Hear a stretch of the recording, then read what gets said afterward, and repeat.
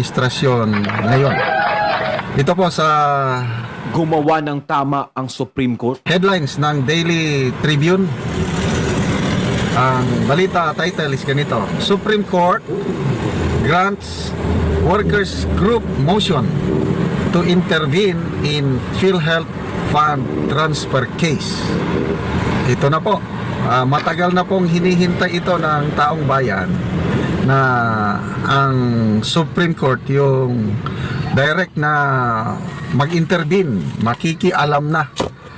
Kasi marami nang naunang petisyon o reklamo ng mga iba't ibang sektor ng society against dito sa PhilHealth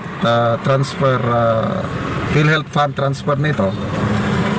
Ngayon lang nagdesisyon ang Supreme Court ng it's a very significant step towards the protection of workers' rights, yung sustainable